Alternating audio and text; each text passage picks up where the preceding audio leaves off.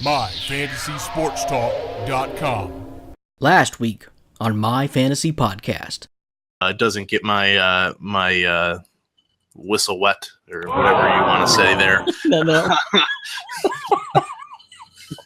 Is that a real thing? Okay, so here's the thing with the Cubs. I think it's more so batting. They only got one guy on the whole team batting above 290. That ain't good. No, that's pretty terrible. Yeah, well, here's the thing. You're talking to the fantasy champion right here of basketball. And what I say is he's all right. He's okay. There's none, that's it. Decent. Good job. Well, let's just put it on the court this year, Minnesota. Made me look like a fool last year. Lord knows the Grizzlies have their share of them. We need everybody. Please, Lord, dear baby Jesus, 7.8 ounce baby Jesus, to keep the Grizzlies healthy this year. Everybody.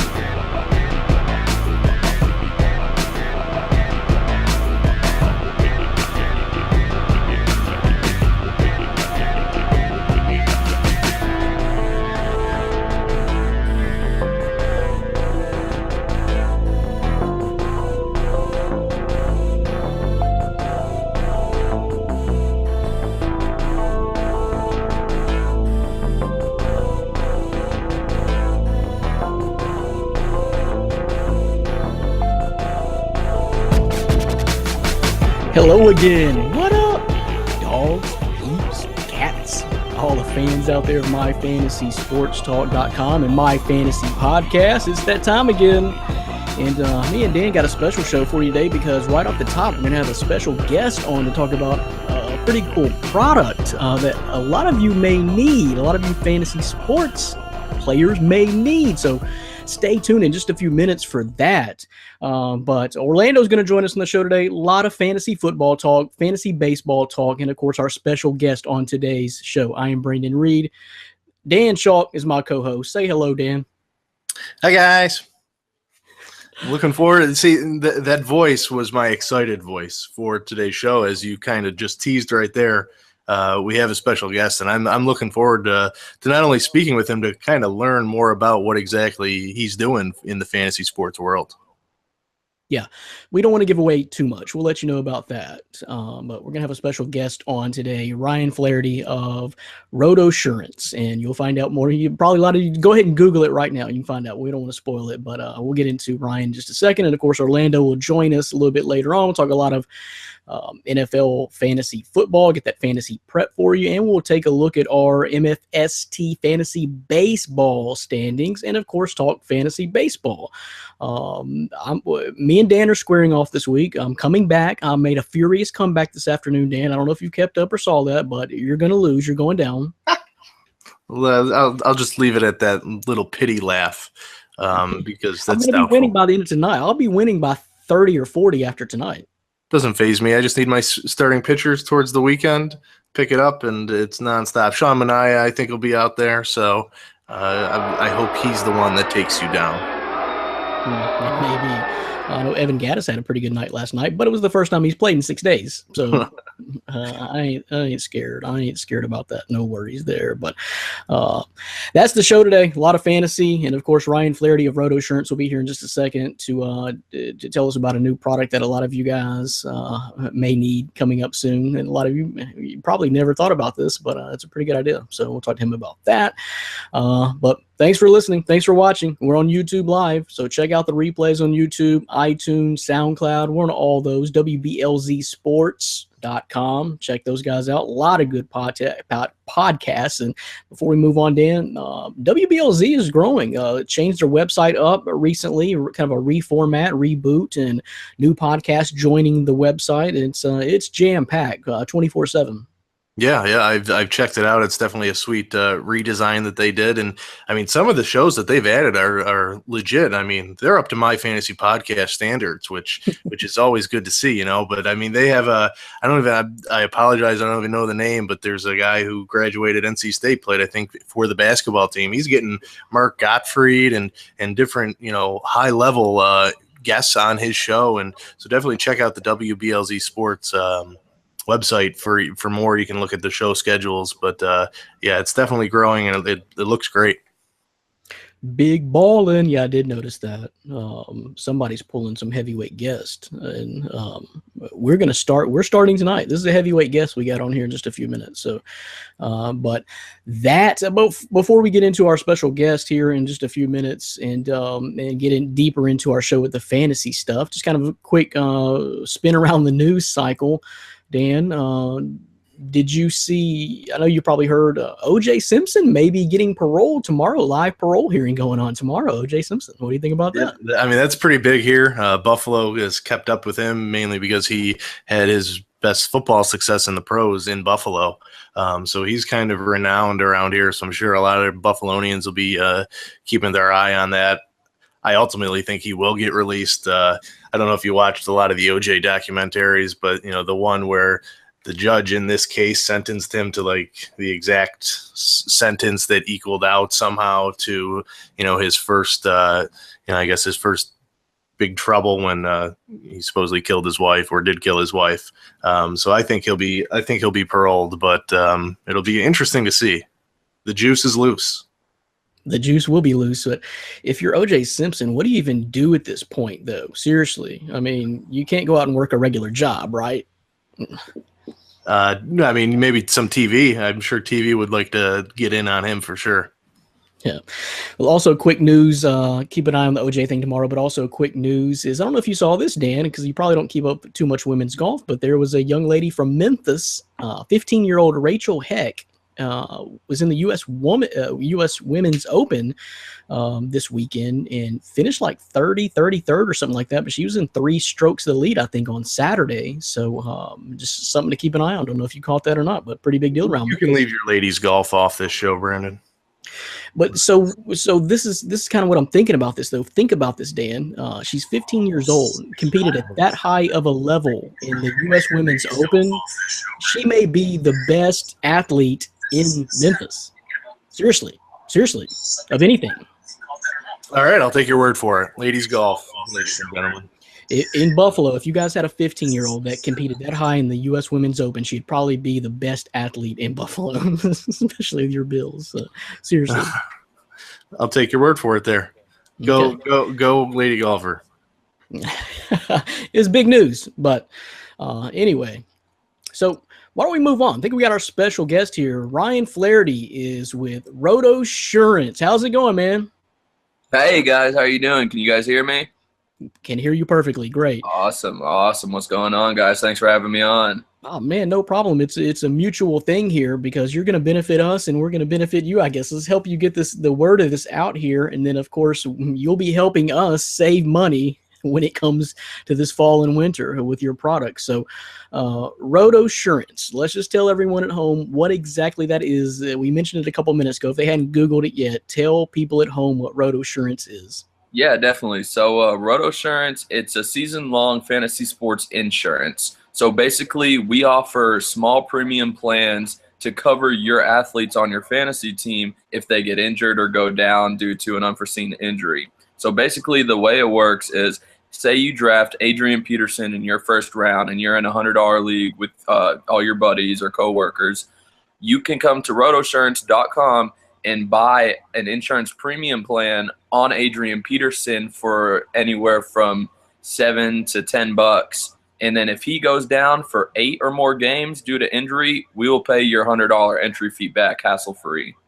It's a pretty simple concept, but there's no other company out here doing this, so we're really trying to come into the market and get some good partners like you guys and really, build this thing into the next thing to protect your players. Right, and this is really targeting folks out there playing year-long money leagues, right? It's just Exactly. kind of an insurance because everyone knows. Of course, it's happened probably to everyone, but if you pay that money up front, thinking you're going to have a good year, and one or two people go down, your season's probably over. You're probably not winning the cash. Yeah, definitely. I mean, I don't know if any of you guys had someone like Adrian Peterson or maybe even Rob Gronkowski last year, but if you did, I'm sure you took a heavy hit whenever they went down. So you mentioned kind of the buy-in for the insurance policy, so to speak. Now that is a one-time fee. You're saying of like $7, $8, $10. Yeah, so it'll be a one-time per season fee. So you can come to our website, you buy that one time per player, and then you're covered for the whole season. I was looking on your website earlier, and I noticed it. Now there was a stipulation. I'll have you get a little bit more in detail about the stipulations too. But I think the player had to be out 8 weeks, or is that a hard line stipulation? It is. They have to miss 9 or more games, so more than 8 games, and it has to be due to injury. It can't be a suspension or paternity leave or any other issue like that. It has to be strictly injury, and then they have to miss 9 or more games. Gotcha.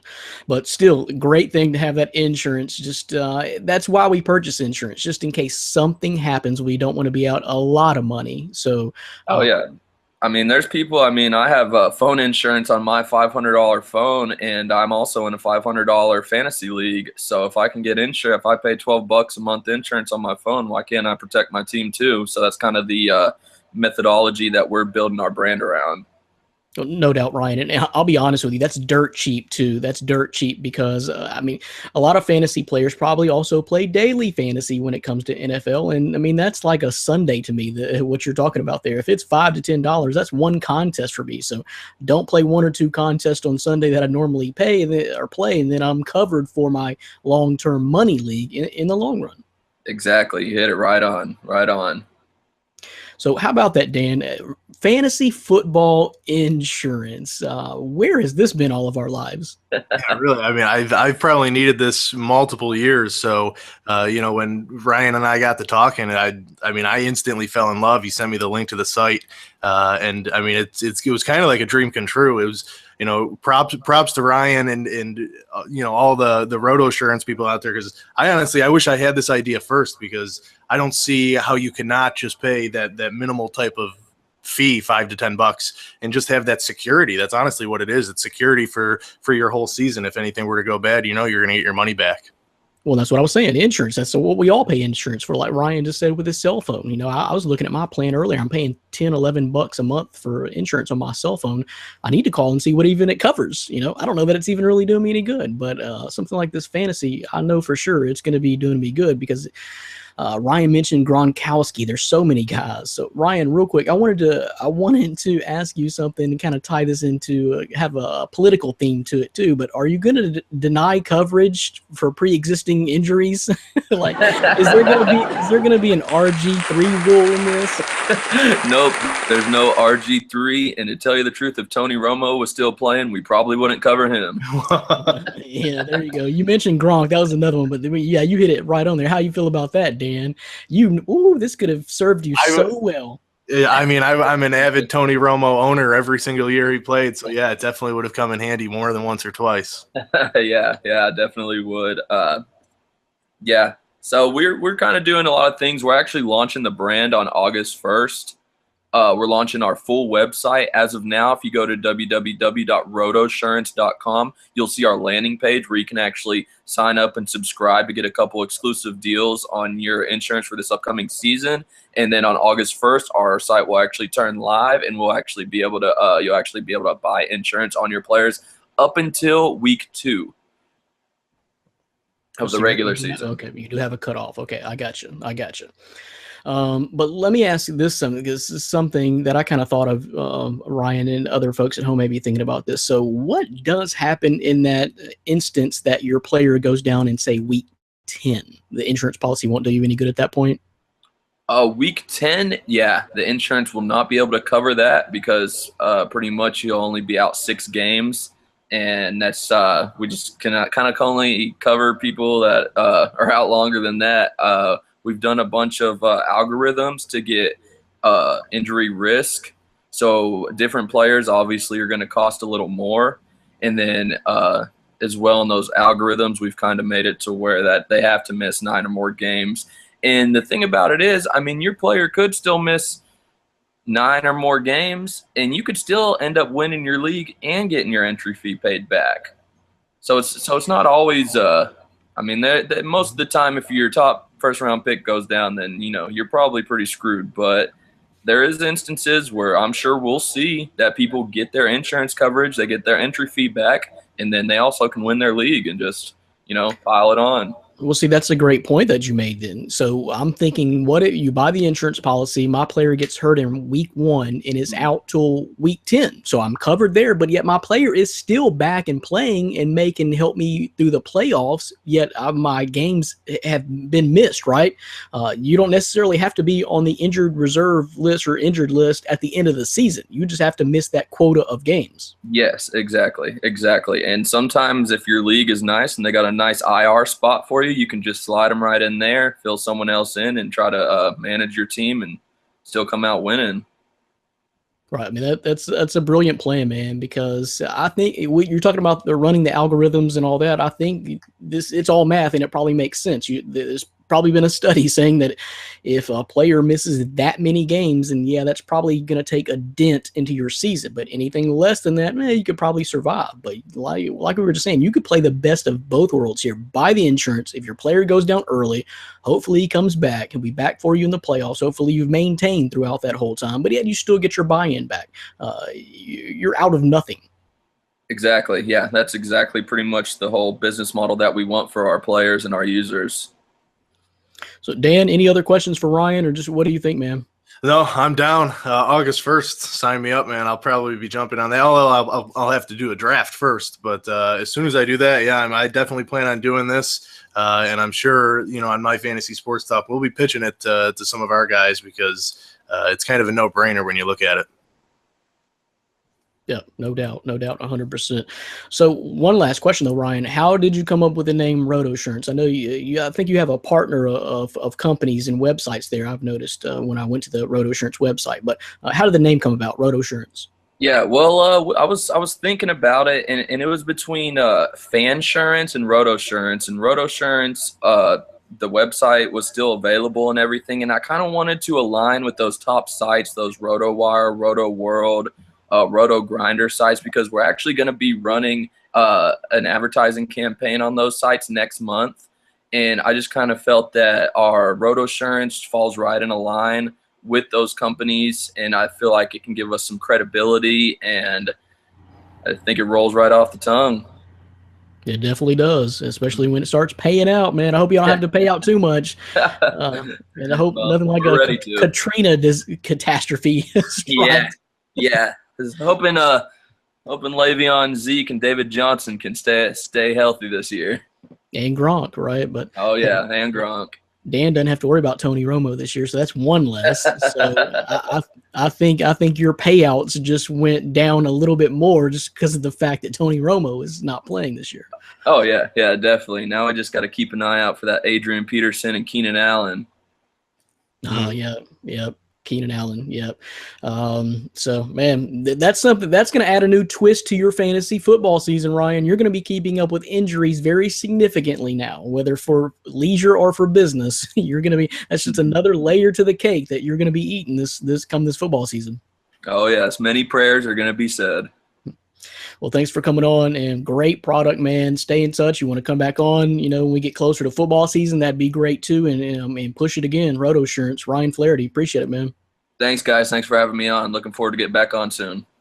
No problem. Thanks, Ryan. Appreciate it. Dan, seriously, where has this been? Because I've been playing fantasy football about 5 years or so, not a whole long, heck of a long time. But there's been instances where I've lost a player for the year, and it kills you. It kills you. But if you seriously have a buy-in, man, that's great. That's a great thing.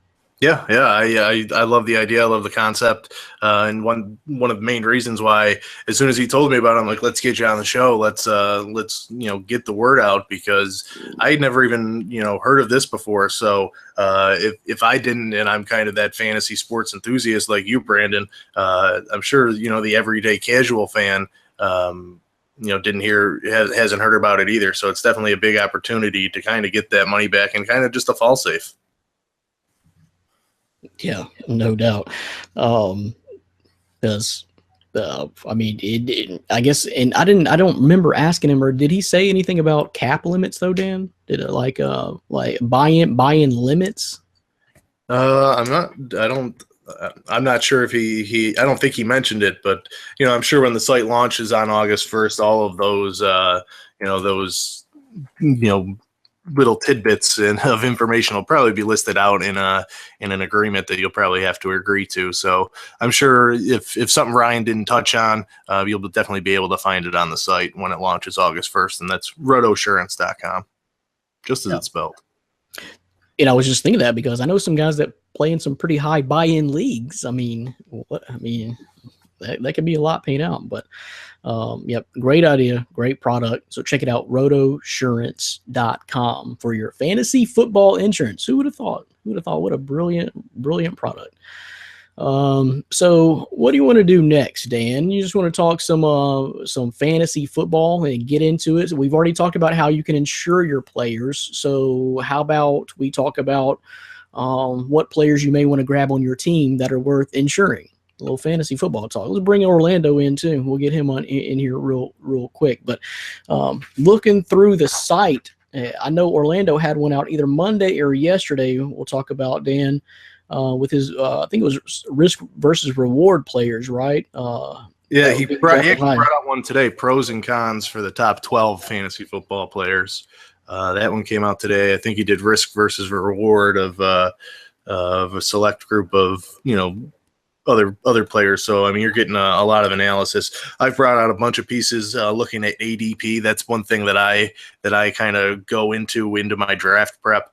ADP is huge to me. Average draft position. The way I draft all of my fantasy teams, honestly, are it's all about value picks and depth. So I try and find those steals later on in the draft. So I've brought out a few pieces, like 5 undervalued rookies who could burst out in fantasy this season. So rookies that are being drafted later on in drafts, and looking at those ADP. And then on the flip side, I did the same thing and wrote one called 5 rookies being drafted too early in fantasy drafts. So there's a lot of great content out there on the site right now. So definitely check it out. And fantasy is now one of the tabs right there on the homepage of the site. So just click that and you'll be able to get the whole list of articles.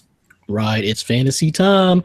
And I looked, as soon as I got home today before we started the podcast, I noticed my Twitter blew up. Man, Food Network, man, you got some connections going on with this Food Network, man. It's blowing up. We got famous people tweeting at us, sharing the articles. The last one blew up.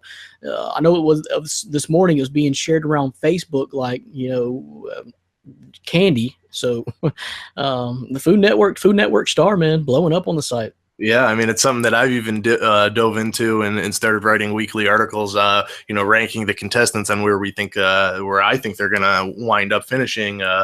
And Jason Smith has been a fan of the site, fan of the show. He's done a great job, helping promote our articles. But not only that, he's getting so much recognition from us that now other Food Network star contestants are, actually chipping in and giving us feedback on how they think they did and how we should, write them. We had one called Amy Pottinger is one of the contestants on there, and she started coming back at us, and she was ranked last. So I think we're getting under her skin a little bit. So it's definitely good to see. The one that I wrote today, I brought it out. Last I checked, 16,000 views on that one. So it's definitely getting a lot of traction, and people love them damn cooking shows. So I guess so. It's definitely something that I've come to become a secondhand fan of behind my passion for sports. I can tell, but it's blowing up big on the site. So check out the website, myfantasysportstalk.com. We are going to talk fantasy football next, break down some mailbag questions and everything else fantasy football related, and see what Orlando's up to. You're listening to and watching My Fantasy Podcast from myfantasysportstalk.com. Brandon Reed, Dan Schalk is here and now, joined by our man from San Ann, the hardest working man in the city, He does everything, man. And you got a fan jump on your back, with one of these questions today, and I got your back, dog. I got your back. But he's Orlando Torres. What up, bro? How's it going, fellas? First off, great interview. I was able to catch a full interview, so I'm definitely invested in Roto Insurance, but great interview. Yeah, seriously. I mean, you could have used that last year because he mentioned one of your guys, Keenan Allen. Oh, yeah. As soon as you mentioned Keenan Allen, my guts inside just started cringing because that would have definitely came in handy for me last year. Orlando is over there like writing out a check. He already has it signed. He's waiting until August 1st to sign that check, Ryan. I got my card ready to swipe. Where do I swipe at? Yeah, but seriously though, crazy stuff. So, but yeah, I think we'll all be investing in that. Check it out, rotoinsurance.com. So what's going on in San Ann, man? It's probably hot like it is here, but what else is going on in the middle of summer? Pretty much it. Getting ready for football season. Been doing a lot of mock drafts. Haven't been out as much. I mean, the city's kind of been in a buzz. Mixed feelings with Ginobili coming back and typical stuff like that. But overall, it's football. Football season coming up. The fever. Multiple drafts this year. Got a lot of people coming to me. Getting a little recognition here and there from the side. So like, guys inviting me to mock drafts or like asking me for advice. So, it's a great feeling and just getting ready for stuff like that. Before I forget, guys, I just wanted to mention to y'all, did y'all see that the Grizzlies signed Mario Chalmers today? Reaction to that? What are they trying to be like the Spurs and grab more old injured guys? Mario's not that old, and now he's having to come back from a bad injury. He didn't play at all last year, but he ain't that old. And last time he's in a Grizzlies uniform, he did pretty well. I was a little surprised, though, because I think we're doing okay in point guards now. But I guess they showed him some loyalty. He set out, like I said, all year last year, and he's re-signed with the Grizzlies. What do you think, Orlando? Is that somebody you would like your Spurs maybe to have grabbed? No, that wouldn't shock me. But overall, I guess it's not a bad move for the Grizzlies. Adding another point guard there, but that's actually news to me because I did not hear about that until right now when you just told me. So that's actually news to me. You would rather have Tony Parker play minutes for you than Mario Chalmers next year. Is that what you're saying? That's not exactly what I'm saying. That's your Spurs, man. They just keep missing it all summer long. I just don't know. They've got to move on from Tony Parker and get that point guard in there, and they're just not being aggressive. So even if it was a move like Mario Chalmers, at least that would have invited a little bit of confidence in me that they're doing the right thing and have the right vision, but they're not. I don't know if it's just loyalty to Tony Parker or what, but maybe they think Patty Mills is going to be that guy for you guys next year. I don't know. But yeah, I just saw that, so I wanted to mention that. But back to fantasy football. Orlando had a great idea. Guys, folks listening at home, gals, all you guys.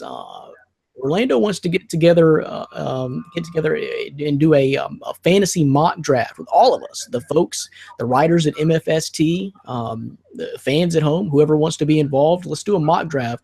Let's do several mock drafts. But anyway, we can do it and talk about it and discuss our picks and what happened. So it was a great idea by Orlando a couple of days ago that he mentioned. And so I think we need to do that, right? Yeah, I think that'll be something interesting. Get the writers involved, the fans involved as well too. Whoever wants to participate and just kind of see how everybody's strategy is. I mean, obviously things are going to change drastically. I already seen Keenan Allen moving up drafts with the news of Mike Williams needing season-ending surgery. So, with Ezekiel Elliott, this stuff going on. So it's going to be a crazy season. And the standings or rankings, whatever we have right now, they're going to change fast. That's the thing about fantasy. You can't even win because there's always something coming out. Yeah, and we don't care who gets involved. It's all numbers to us, right? And we can talk about it. How many of our MFST writers want to get involved, and we can get the fans involved too. Right, Dan? So I think we need to set that up, and then we can talk about it on the podcast, and I'm sure we'll get a lot more questions submitted to us about that. But anyway, it's good training, good practice. Let's intermingle the writers here at myfantasysportstalk.com with the fans at home. Yeah, it sounds great to me, and especially if our fans can beat Orlando in a fantasy league, then they can get even more bragging rights to something that's going to be coming in a question later. But yeah, I'm all for it. Fan interaction. If they can get bragging rights over one of us, more power to you. So it definitely sounds like a great idea. It's Randy Gibbs, Orlando. Randy Gibbs digging that knife into you this week. We'll get to it, but yeah, I'm calling him out right now. I'm looking at this site. 5 rookies being drafted too early in fantasy football. Let's start right there this week before we get into our mailbag questions. So, Dan, you wrote it. You put it out. Tell me about it. I see Leonard Fournette is number 1. You think this guy's being drafted way too high in mock drafts as of right now? Yeah, well, I mean, so the 5 that I listed aren't in any particular order. Okay. So, but yeah, I mean, if you look at some of the players being drafted after him, I know you're going to not like this first name, Todd Gurley, but I think he's going to have a better season than Leonard Fournette. Isaiah Crowell, who's very undervalued in a lot of drafts right now, he's going to shoot up. To me, he is a fringe first-round draft prospect this year in a lot of leagues. Mark Ingram, I'm not, if anybody who has read the site, read any of my pieces, they know I'm not high on Adrian Peterson at all. I think he's done. Mark Ingram is still the starter there and still kind of going to be that guy getting most of the touches. And, in a lot of mock drafts that I've done and seen, Fantasy Pros is a great site to use. You can do a mock draft right on there. But Fournette's been going in the late first round. He's more of a second to third round pick, so that's the only reason why he makes this list. He's not worth as a rookie a first round pick when you don't know his role yet and how that Jaguars offense is going to do. So last year they were terrible at running the ball. Let me ask you, Dan, just your opinion. You've seen Fournette go pretty early as he is, because I've seen that too. Do you think it has to do with a lot of the Ezekiel Elliott role that he played with the Cowboys last season? Do you think that has kind of an effect to what people are expecting now?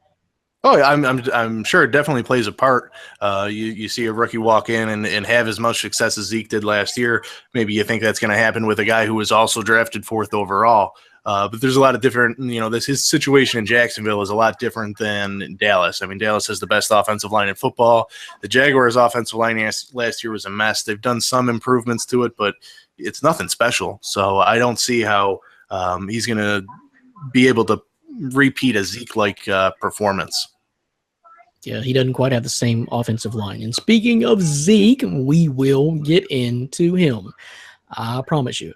So, but Dan, back to this list. The guy I don't like on it is Corey Davis of the Titans. What the hell? I'm telling you guys. I'm telling you. I'm going to make a bold prediction like your Eli prediction last year, Dan.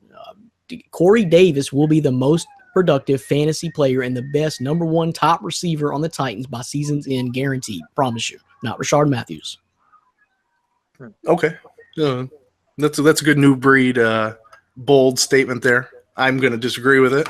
I think Rashard Matthews is the receiver to own, and he's being drafted actually multiple rounds in some cases later than Davis. And as I said, it's all about value to me in fantasy football drafts. So I would rather wait a few rounds, maybe grab some other receivers who are being drafted after Corey Davis, like a Stephon Diggs, Devontae Parker, Randall Cobb, different names like that. I would rather take one of those and grab Rashard Matthews even, a few rounds later. So to me, it's about value and depth, and that would be the route I go. But, it's not a knock on Davis. I just think he's not going to be the leader in those targets. The Titans have a wide array of receivers right now. I like Tywan Taylor a lot, and I think he's going to cut into those kind of, targets that you might assume Corey Davis will get.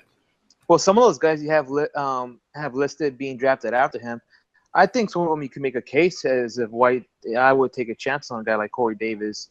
I think I would pick him over someone like Devontae Parker or Randall Cobb. I know Randall Cobb's with the high-flying Packers offense, but, I mean, that's a potential number 1 receiver depending on how that plays out.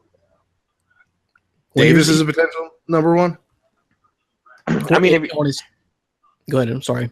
Just some of the guys, like I'm taking Stephon Diggs over Davis, and I guess Rashard Matthews. But I mean, Devontae Parker, we've seen what he does. I mean, if you're willing to take, that more of a chance, a lottery ticket on a guy like Corey Davis. I mean, and it's between Devontae Parker and Corey Davis. I think I'd rather roll the dice with Corey Davis.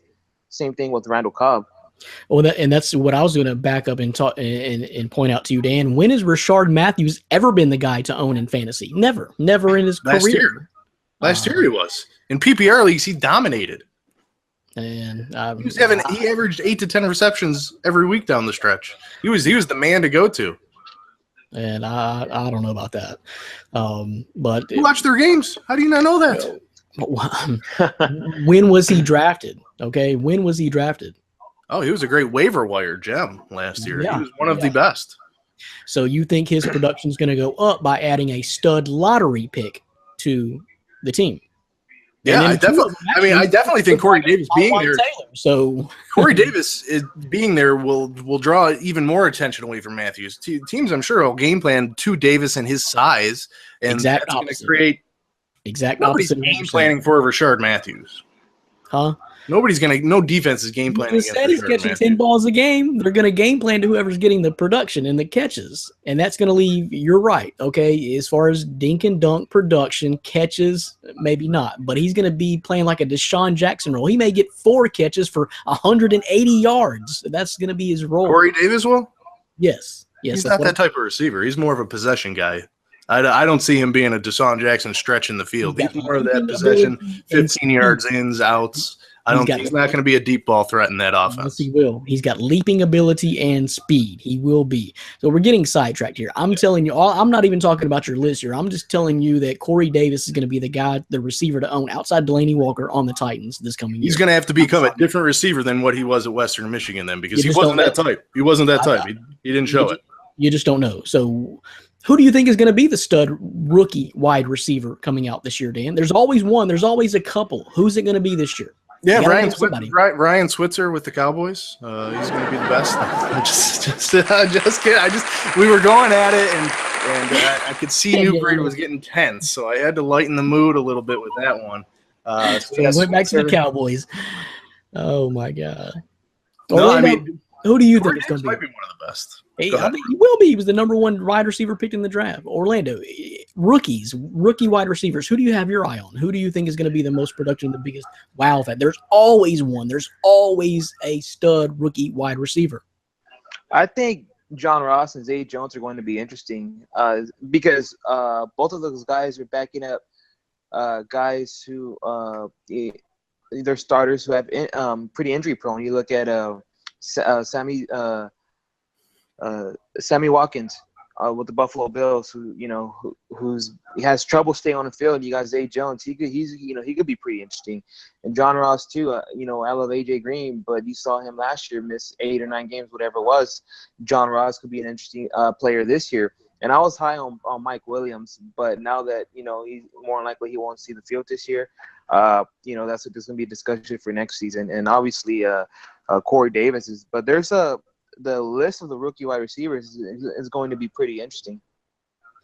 I'm telling you guys, Dan, a lot of people are actually sleeping on those Bengals, and Andy Dalton's being disrespected. This is going to be a dynamic offense. Joe Mixon's on this list too. I'm not disrespecting Andy Dalton. He was one of the 2 sleeper quarterbacks that I wrote another article saying that he's been probably one of the best value quarterbacks. You had him pre-training camp ranked like 12 or 14 or something like that. He could still be ranked outside, and he has that potential to be a top 10 quarterback, as I wrote in that piece. But you can draft him around 14. I mean, he's great value. Not hating on him this year. Nope, I'm on it. It's not even you. I was looking at another piece yesterday. It was ranking all the quarterbacks from fantasy value right now. Now, I'll tell you what, Jameis Winston wasn't near the top. He was like 8 or 9. But that's my bold prediction, baby. And Andy Dalton was way down there too, like 12, 13, 14. Y'all are sleeping on the Bengals. I'm telling you, you're sleeping on the Bengals. But let's get into fantasy mailbag questions. Start answering these questions by the folks at home. So the first one comes from Gerald Jennings. Okay, guys, I believe I know the answer, but I have the first overall pick in my league. Who am I taking? Who wants to go first? Orlando, what do you say? He's going to take the GOAT, Tim Tebow. That's a joke. I was just – I love this question. I mean, honestly, I'm guessing if he's going to stick to one of the running backs, it's going to come down to Bell or David Johnson, and I guess just whoever he prefers. That's really it. I would say Ezekiel, but we're still waiting to see what's going to happen with the suspension. But at this point, it really comes down to if he prefers David Johnson or Le'Veon Bell, or if he wants to go with the wide receiver. I guess you can make an argument right there for Antonio Brown taking him number one. Those would be my answers. Yeah, I agree. Before I get to Dan, let me just tell you, because I kind of skipped over Zeke too. Go ahead. Although I will say I won't be surprised if you see Odell or Mike Evans jump Antonio Brown and one of those guys, be the number one for the next 3-4 years. Dan, let's kind of settle something right now. I got thinking about this before we get into our answers in this question. Tony Romo. Yay, you lost. That was the correct answer to lose the question. Seriously, are we playing Keeper League this year? I'm not sure I like that idea. I kind of like redrafting every year. Are we playing Keeper League? Who wants to? We'll vote right now. Yeah, well, I think vote. ultimately we can. Yeah, we can take a vote on it. I'm all for it. Brandon, I'm pretty sure you were too, until you probably saw your roster and was like, "How the heck did I win with Absolutely this?" not. I won the championship. All I like, what I'm saying is, I love redrafting every year. I like all of these guys being available. I like starting a new squad every single year, because this question, this is why I thought of this. This question, it doesn't even pertain to us. If we're playing a Keeper League, we ain't drafting none of these guys. We ain't drafting 8% of the best guys in the league, because they're going to be kept. So that's what kind of sparked that thought in my head. And I think we have it set up as a Keeper League, but I don't know that I've ever played Keeper League. I prefer not to play Keeper League, because the draft is what's probably the most fun to me in the whole league. But that makes the drafts more exciting, because you need to be able to pick and scrounge whoever is left. And I'm all for a vote. We'll definitely make a vote of it, and majority rules. And players change from year to year. Like 1 year I drafted Cam Newton, in the first round. His rookie year, it paid off great for me. I wouldn't touch him in the second round, because I knew that sophomore slump was coming, and it did come. So I mean, just things like that from year to year. That's why I don't really like keeping any hangovers, any leftovers from the previous year. I want to start fresh based on the new year. Orlando, what do you think? I'm all for the Keeper League. But I mean, that's just my opinion. I play in Keeper League currently. So, I mean, I love it. It could be a good and bad problem depending on the players that you had. Like, I'm currently debating out of these three guys, I could only keep two with Dez Bryant, Jay Ajayi, and Jordan Howard. So, I mean, I'm currently debating that. You got Zeke too, don't you? In our league. In that other league, I don't. That one league that I went to the championship with that Ryan Gibbs does not know about, but we'll get into that later.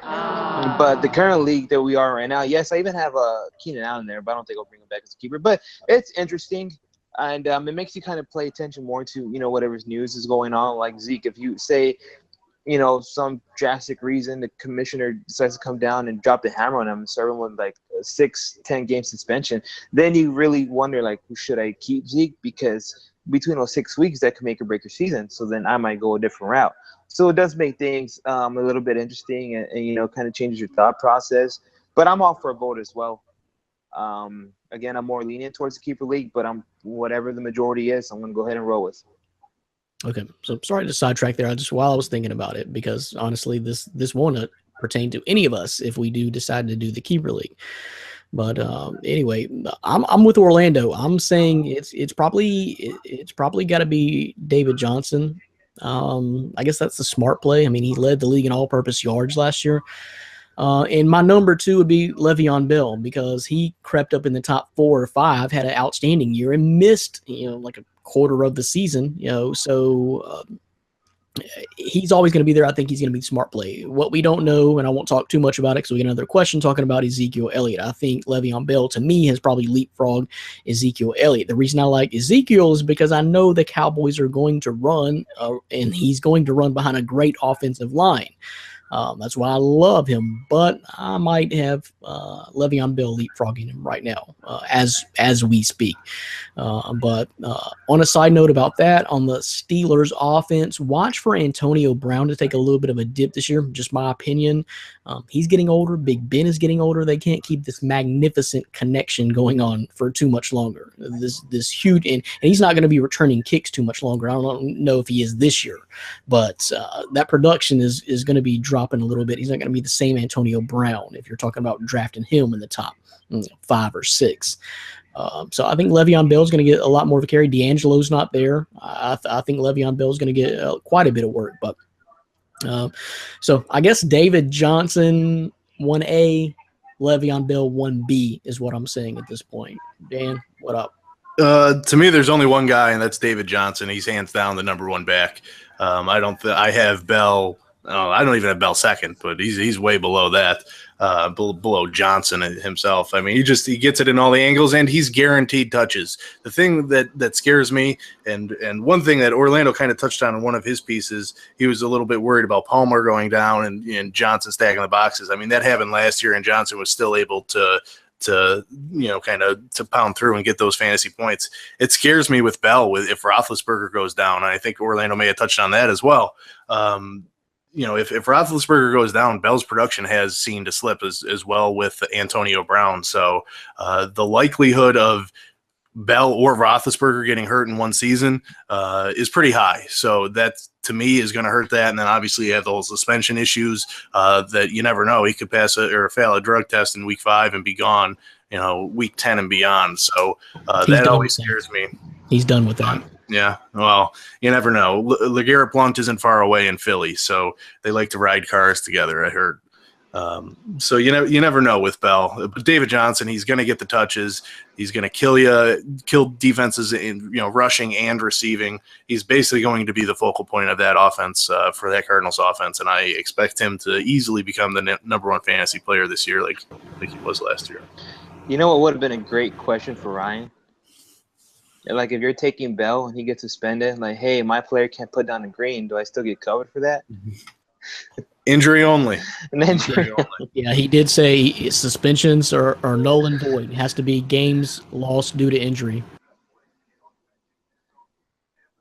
Yeah, but that's not bad for him. And just in case a guy like Roethlisberger does go down, the fact that he was contemplating retirement, this offseason kind of makes there's not one game by week 6 and beyond where the guy's not limping off the field. He's always taking a beating. So, yeah, it does make you wonder, and that road assurance does come to mind when drafting a Steelers player.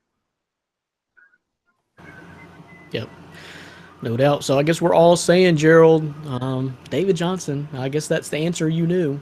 If you had any other answer, let us know. But I think that's who we're saying, David Johnson. Appreciate the question, man. Good one. Earl Gentry chimes in. Zeke suspension coming. Huh?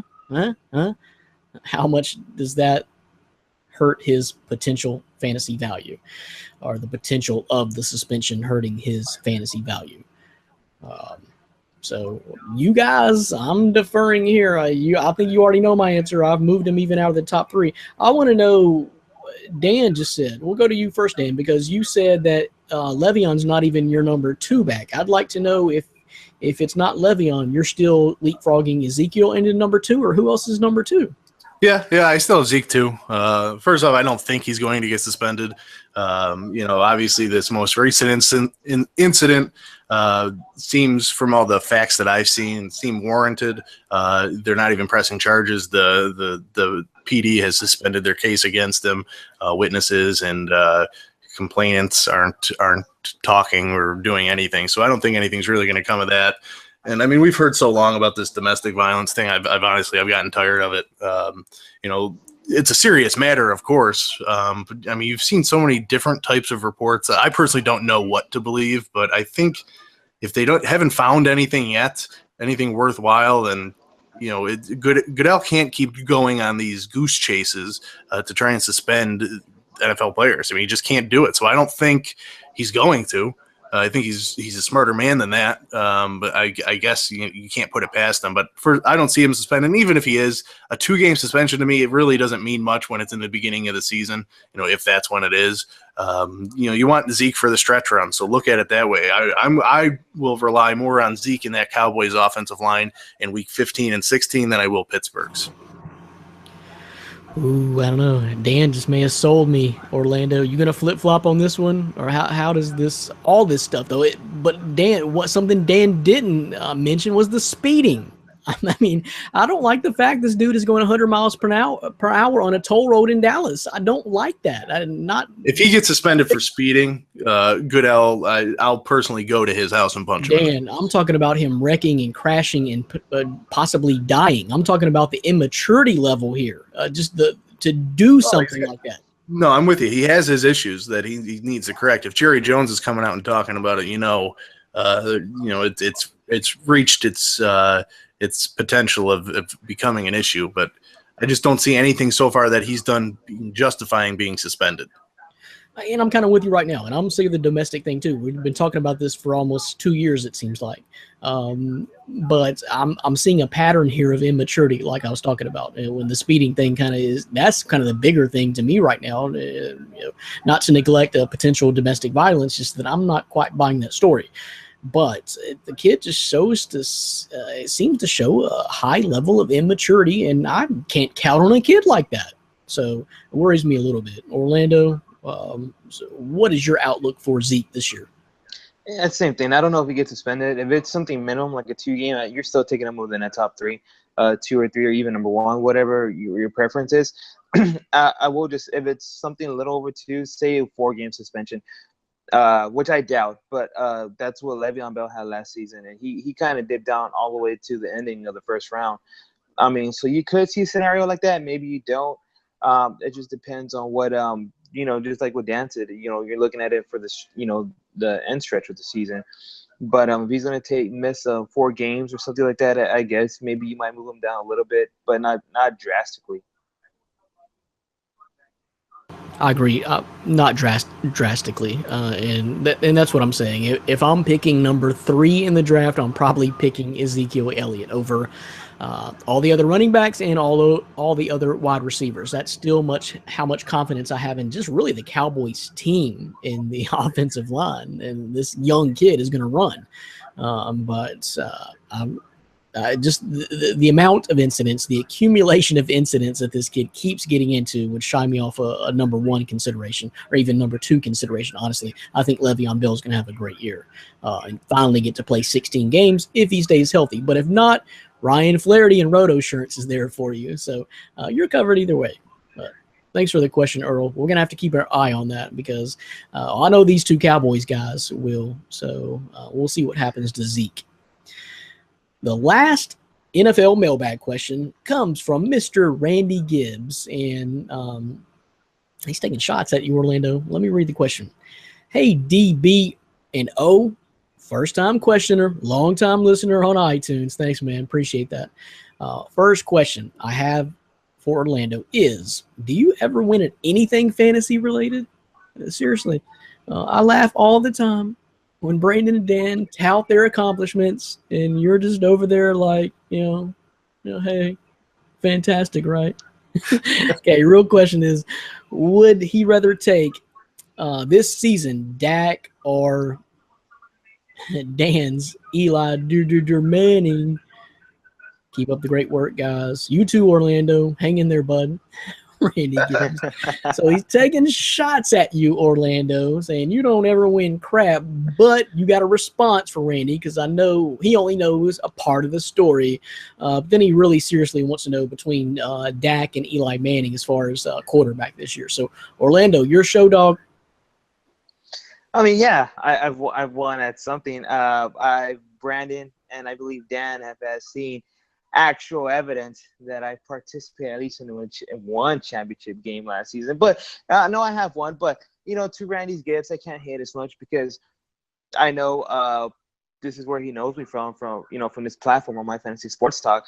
So me getting slaughtered last season, and the same thing in the basketball league. I mean, I can't hate on the guy too much, but I will say that I am putting a mark on everybody's back this season in our My Fantasy Sports Talks football and basketball season, because I'm going to make a comeback, because I cannot take crap like this every week from Dan and Brandon just throwing me in the gutter each week, or guys like Randy Gibbs. I need to prove what I know, who I am, and I'm going to make a comeback. But yes, Randy Gibbs, you have it right there. I'm not just this loser or this laughing stock that Dan and Brandon bring on the show so they could just use me for their entertainment. as a laughing stock. So, Debatable. undebatable. All right, we'll see. That's a great idea, Dan. We've been missing a great opportunity here. I can't even convince them yet. So I still have to, to make my mark. I got guys like Randy Gibbs.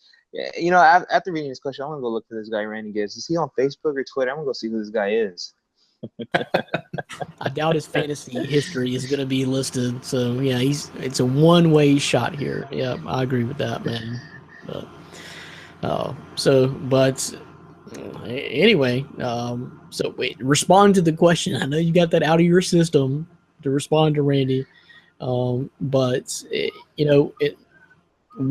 far as the question though, Dak versus Eli, what do you say about that? Well, I'm guessing if you're targeting a quarterback early, say between rounds 8 and 10, I'm guessing you're gonna go with Dak if he's still there, because a lot of people tend to draft a quarterback pretty early, and a guy like Dak Prescott had a pretty good season last year. Could probably go off early. I'm not sure, but if you want, I'm guessing if you're betting on the upside, I will go with Dak Prescott because you also got the rushing ability there.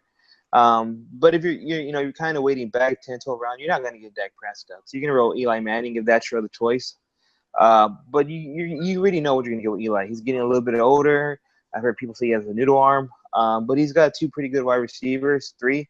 And, one, as Brandon knows the torture he went through last season with having Eli Manning. Thanks to Dan.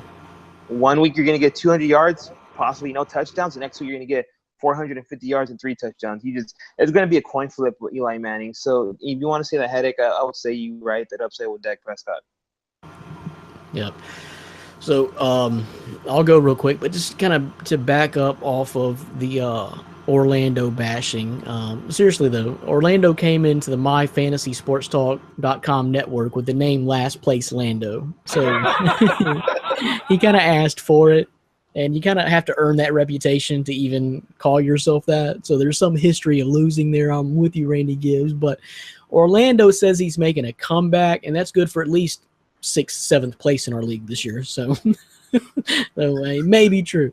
It may be true. But Orlando, I'm telling you, he's busy, man. He's got work. He's got school. He's got a son. He's got writing. He's got acting. The dude is all into everything. So he can't set his lineup all the time. It's unrealistic to expect that of him. So back up off my man.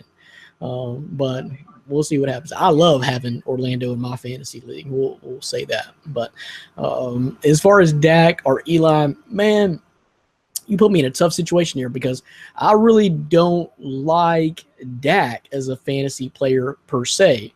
But I've had my fill of Eli, like Orlando mentioned last year. And I don't know if you're having me to put my trust in Dak Prescott or Ben McAdoo after last year, then I'm saying probably Dak Prescott. I think I'm probably rolling with Dak Prescott because I think Ben McAdoo hosed that offense last year. And Eli's coming back with more weapons, possibly better this year. And my concern for Dak is that sophomore slump in a guy that's not a traditional quarterback anyway. So that's a tough question, man. I don't know. But me personally, I'm done with Eli Manning for now and Ben McAdoo. I really don't like Ben McAdoo at all. And so I'm probably going to roll with Dak, but tough, hard decision. Dan? When I got posed this question, when I saw it, it actually made me wonder and think what exactly I would do during that scenario in a draft. And, being a Cowboys fan, I probably would lean towards Dak. And I actually had to go back and look at my quarterback rankings of who exactly I had where. And I had Dak 13th and Eli 17th. So pretty close to one another. And I actually think, I might go Eli with this just based on the weapons that he has. I don't expect Dak to produce the same type of passing season that he had last year. The reason I ranked him above Eli to begin with, and these were pre-training camp rankings, so they're still a little valid, but is that rushing ability. You never know when he's going to be able to rush, get you 5 to 10 rushing touchdowns a year is that type of potential. So that's what ultimately led him to be ranked ahead of Eli. But Eli has those weapons, and I think that passing game is going to be lethal. They don't have a running back that can get you more than 3.4 yards a carry, so it's going to be Eli, passing to the receivers. Obviously, Odell, you have Brandon Marshall, Sterling Shepard. I love the tight end Evan Ingram that they got in the draft. He's more of another receiver to me than an actual tight end. Brandon Reed can block a 350-pound lineman better than he can. So, I like the potential of their passing attack. And Eli, I may have been a year too early on him as well for being that super high-end fantasy quarterback. I had him there last year. He just needed a year. He's like the Timberwolves. He's like all these other wild predictions I make. I'm always a year early. So this year, watch out. He might be the guy to pick. No, I'm agreeing with Orlando. I think he's got a noodle arm, and he's never going to be that guy. He's not going to suddenly go up the hill, Dan. He's coming down the hill at this point. Regardless of who he has and who his talent is on his team. And plus, like I said, I think Ben McAdoo is handicapping that dude. Seriously, I don't like Ben McAdoo's scheme. Or just he got a new haircut.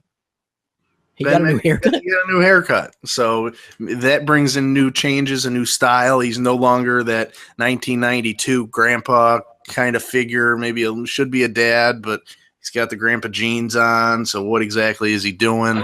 But he got it all click. He's all fresh. I think he got a gentleman's cut, so he's riding into 2017 in style, and that makes a difference. If you feel good, you coach good. Maybe so. Maybe that's what it is, but I don't know. Maybe he needs to think good and think better. I don't understand what he's doing, but yeah. So I'm kind of off the Eli Manning train as long as Ben McAdoo is his head coach. Don't you think he as far as Eli Manning though, don't you think he looked a lot better under Tom Coughlin? Something just happened last year that was not good, right, Dan? Well, even if when he was under Tom Coughlin, he still had McAdoo as his OC for a year or two. So, he definitely did. He had better years than what he put together since McAdoo's been head coach. I like it. He had down games, but like Orlando was saying, when he was on, he still can throw it, and he can still accumulate over 400 yards passing in a game. So he has that potential. I think he just needs to reach it on a more consistent basis. So I still have confidence in Ben McAdoo, and especially as a Cowboys fan.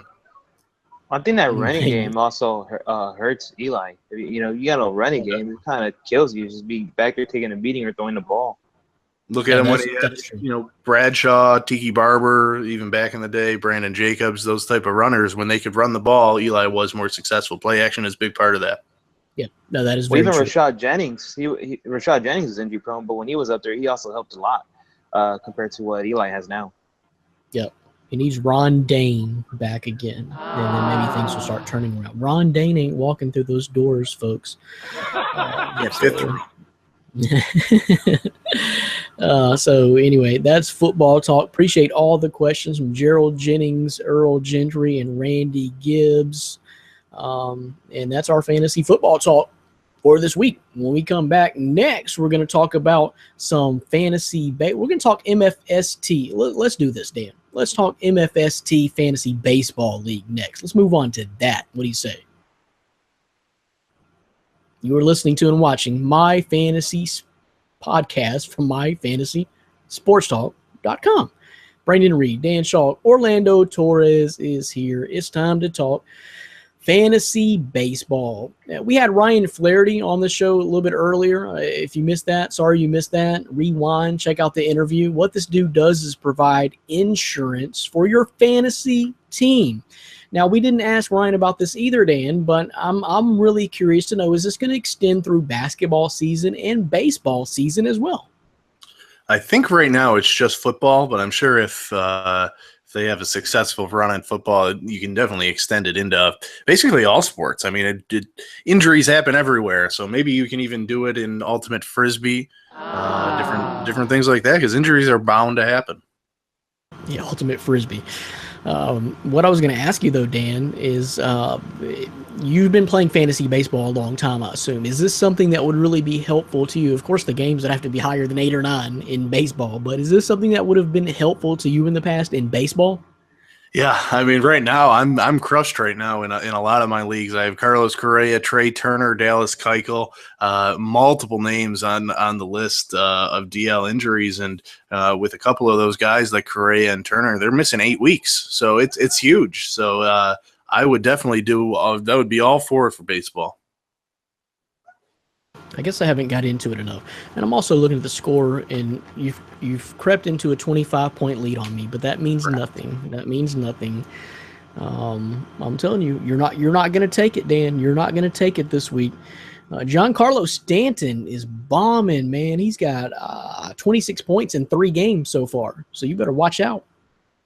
I mean, I'm not scared. My domination continues. I don't lose. Is basically it. That's what happens. So, yeah, I'm feeling positive. I feel good. New breeds is nothing to me in fantasy baseball right now. So I'm looking forward. I'm looking ahead to next week. Nothing. I'm nothing. I'll tell you what I am, Dan. I'm 9-5. That's not nothing. I'm right there. Knocking on your door, in case you didn't know. A few, but yeah, I mean, no, for your first time, I've given you props all year. I'll continue to. It's very impressive what you've been able to accomplish in our league, and what's also great to see is just everybody in our league. You know, we posed it to the fans of My Fantasy Sports Talk, My Fantasy Podcast, to come join us in this league, and they're all playing. You know, I mean, there's a guy that's in like third last place that has made like 117 moves. I mean, maybe not that high. I think it's in the 80s, but I mean, everybody's going for it. So you're playing against people who want to win and beat you, Brandon, and you're doing pretty well beating them back. So you're getting, with My Fantasy Sports Talk and My Fantasy Podcast, you know, you're getting the fantasy news. You know, Orlando's there too. He's going to have to prove it. But you know you're getting some legit stuff, and just looking at our standings, I like it. Well, the very last place guy in our league has 4 wins. He's 4-10. So everybody's winning. There's such parity here. So you got Lego My Altuve. I'm sorry, Jose My Altuve, which is Dan Shaw. Yes, he is 12-2 right now. Absolutely killing. 2 guys at 9-5. Savannah Sandnats, and I'm sorry I don't have the actual names pulled up right now, but Savannah Sandnats and myself are both 9-5, hanging right around there. And then Team Cloud, 8-6 right now. Got someone 7-7, 6-6, or 6-8. Several people at 6-8 right now. And I mean, everybody is playing, like you said, and making moves and really competing in this league. And I don't know why you're trying to take advantage of everyone. You know, you've pulled some stuff somewhere along the way, and I'm gonna eventually catch on to it, and you're going down. I'll be waiting. Let me tell you something. Evan Gaddis, I'm not scared of at all. Okay, and Sean Mania, but Orlando, you shouldn't just join this league just for to try to get a little bit more, I don't know, respect from our viewers. Because, I mean, I've never played fantasy baseball. I don't know what I'm doing. You should have jumped in this league too, man. You're missing an opportunity. I should have, but you know what? I'm going to go ahead and let you be distracted by fantasy baseball while I go ahead and plot for fantasy football and basketball. So my plan is working in quarter league. So go ahead and keep your mind in the gutters of fantasy baseball. I actually believe that, Dan. I 100% believe that. I mean, I'm being distracted here, and it's taken away from my fantasy football prep. I 100% believe that. I also believe that Orlando needs as much work as he can get. So this prep, go for it, Orlando, because I mean, Brandon and I aren't going to be backing down. Our 1-2 spot, I want to go 1-2 again, and not only football but basketball. I think it would be fantastic. Well, here's the thing, to back up to Orlando in football last year, is he actually did get a win that helped get me into the playoffs in the last week. So, you know, I got to say props to Orlando and thank you, bud, because I was on the verge of missing the playoffs in the last week and ended up winning it. See, I'm still, even in fantasy, I'm dishing out assists. So, you know, I'm helping wherever I can. He's the Lonzo Ball of fantasy football, y'all.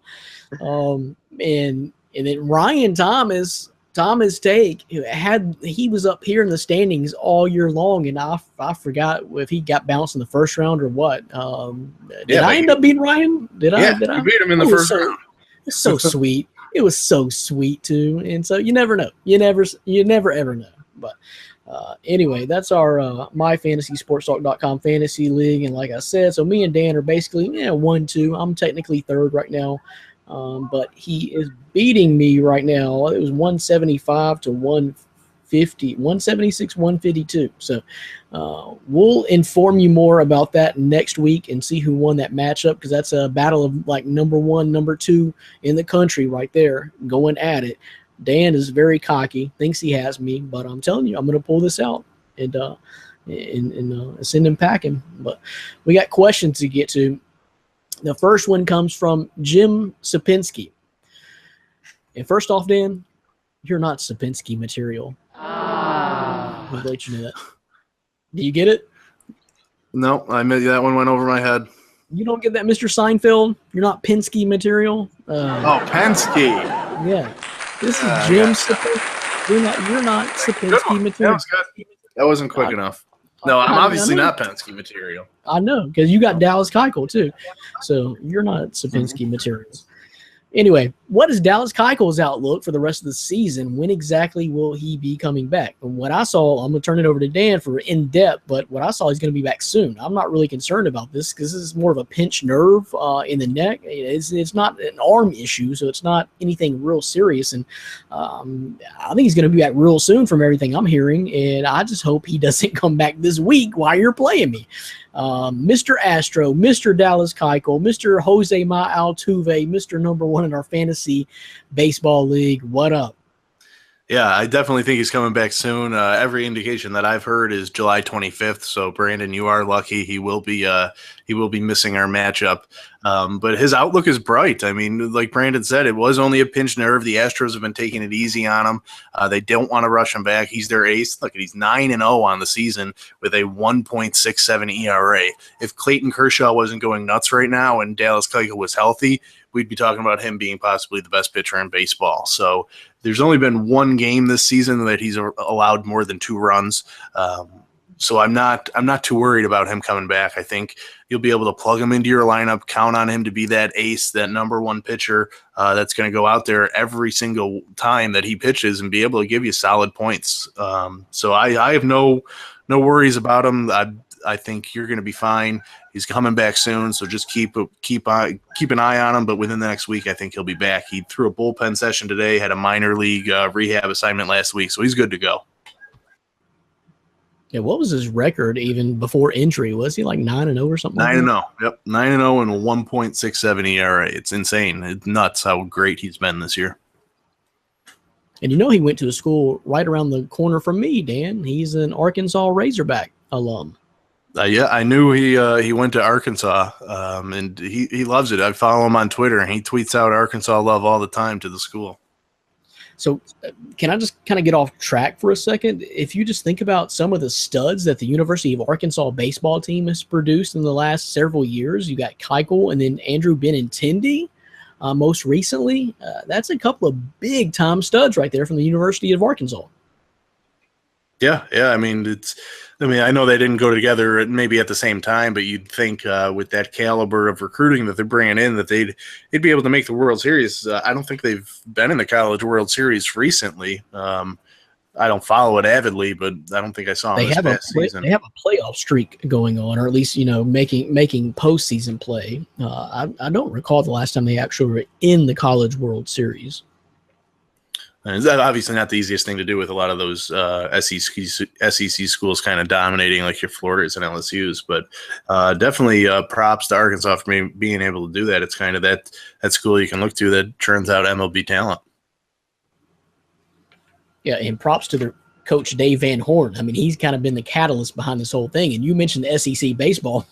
My Lord, yes. Even the teams that you think are not very good traditionally and say don't make a name for themselves in football and basketball. And Kentucky, Vanderbilt, those are all, huge baseball programs in the SEC. There really is no bottom team that I can think of in the SEC. I don't know who it'd be, like Georgia, maybe. I mean, I really can't even think. So big-time baseball being played in the SEC and big-time studs coming out of the University of Arkansas. So no worries about Dallas Keuchel at all, Dan. I mean, what even prompted this? This is nothing serious, right? Just a pinched nerve in the neck. I mean, is this something that is even somewhat commonplace? You don't see pinched nerves happen too often that I'm aware of, but I think they've pushed back his comeback a few times now. I mean, he was supposed to return in June, and then they pushed it back to the end of June, and then they said, well, we're just going to wait until the All-Star break. Now the All-Star break's here, and he was supposed to be activated, and he hasn't been activated yet. So I think it's a lot of fans kind of, and just owners of Keuchel kind of getting like, come on now, let's get going. How many times are you going to delay this comeback? Let's get him back on the mound. And now that he's actually, but you're thinking about it from another aspect, and that's a Houston Astros fan. Why rush him? Y'all are doing great. No need. Whatever his problem is, let him sit through it. Yeah, I mean, I'm a fantasy owner of his. I'm fine. Take the time off. I don't need, my team it's going to beat New Breeds without him. So I'm good with it. So you stay on, come back and pitch that way in October. But you just hope, I'm not a pitcher, but you don't know how that arm, without that live action, how it's going to come back right away. But I don't expect a delay as long as it's soon. If he goes months more without pitching, that's where the issue lies. But that's not going to be happening. Orlando, have you been keeping up with the Houston Astros at all this year? I mean, they're killing. The Dodgers have kind of started taking the lead now as the best team in baseball, but Astros have been there all year right now. So pretty close to you in the state of Texas there. Are you keeping up with the Astros much this year, and what's the buzz? I'm trying to keep up with the Astros I can, and even if I don't keep up with the baseball, I'm always hearing about whether it's Rangers or the Astros. And the buzz is all about the Astros at work. On site, it's on TV. I have heard concerns about the pitching, but there's a lot of buzz going on with the Astros. So in San Antonio, what is the preferred team there? Is it Dallas or Houston? I'm guessing Dallas is going to be the closer team to you geographically, right? But I mean, is there just a mix of everyone supporting, a big mix, or is there one predominant team as far as baseball goes that folks in San Antonio and the area support? It's really a big mix. Both are about a 4-hour drive. Dallas is going north and Houston going east, so they're about the same distance. But it's really split. I've seen a lot of more Astros fans, but then a couple years ago when the Rangers were making a World Series, it was Rangers fans everywhere. So you know what I mean? We really don't have a baseball team. We don't have a baseball team at all in San Antonio, so it really is mixed. But I see most of the diehards towards the Astros, but I have kind of seen obviously like the bandwagon fans jump on the Rangers wagon whenever they get things rolling. Not to take shots at anybody, I'm just saying. I mean, if you don't really have a team, that's what bandwagons are made for, especially with the success. Because the Rangers went through a streak there where they had a lot of success in the recent years. Now the Astros just this year have taken off big time and helping propel our own Dan Schalk into a major fantasy league. But what I'm saying, what Dan is saying, is I don't think there's any big concern. It depends on if you're more of an Astros fan or more of a Dallas Keuchel fan. I guess if you're a Dallas Keuchel owner, Jim Sapinski, that you want him back as soon as possible. But I honestly think the Astros are doing fine. If it's anything he needs to work out or rehab, then just let him rehab, let him be. He was 9-0. So, he may deserve an all-star break +2, but anyway, Dan is not Sapinski material. Thanks, Jim. Next question comes from Urgeeth Almora. Travis Shaw, and Dan set this one up. Dan set this one up, guys, okay? Because this is bouncing back on me. Travis Shaw is due for a second half decline, right? First half, he was great, but never really showed that type of hitting before. I'm thinking sell high and try to get a great return. Now, Urgeeth still has Beltre as his other third baseman. So he has a backup plan there. But Dan selectively selected this question to try to get me to move off of Travis Shaw because he is my starting third baseman. And Dan sees what great numbers he's having. What did he do last night, Dan? Let's see. He had 3 for 4 with a jack and three RBIs, good enough for 9 fantasy points for me last night. So when's this decline going to happen? You ain't fooling me, Dan. I'm not moving off Travis Shaw. If you want to just offer me a trade, offer me a trade. But no, seriously, my door's not been getting knocked down, beaten down by trade offers for Travis Shaw. So I'm saying, while I agree with your principle of selling high, sell for who? Trade for who? The guy you could be getting could be hitting a slump or due for a slump just as well as Travis Shaw. Until that happens, I'm not really worried about it. No. So as a Travis Shaw owner, I'm saying I don't think so right now. I don't know what that trade would be. Maybe I need Dan's help here.